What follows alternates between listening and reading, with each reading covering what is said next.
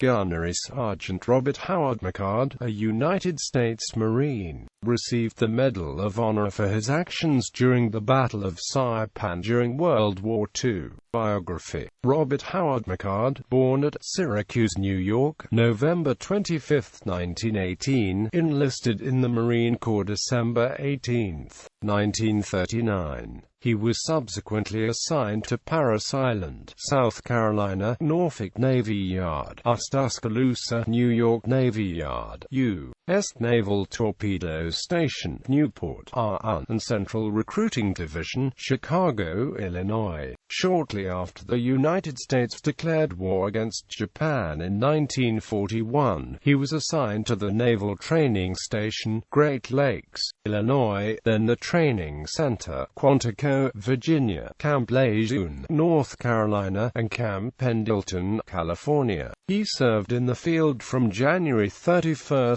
1944 until he was killed in action at Saipan on June 16, 1944. Medal of Honor Citation. The President of the United States takes pride in presenting the Medal of Honor posthumously to Gunnery Sergeant Robert H. McCard, United States Marine Corps, for service as set forth in the following citation. For conspicuous gallantry and intrepidity at the risk of his life above and beyond the call of duty while serving as Platoon Sergeant of Company A, 4th Tank Battalion, 4th Marine Division, during the battle for enemy Japanese-held Saipan, Mariana Islands, on June 16, 1944. Cut off from the other units of his platoon when his tank was put out of action by a battery of enemy 77 mm guns, Gunnery Sergeant McCard carried on resolutely, bringing all the tank's weapons to bear on the enemy, until the severity of hostile fire caused him to order his crew out the escape hatch while he courageously exposed himself to enemy guns by hurling hand grenades,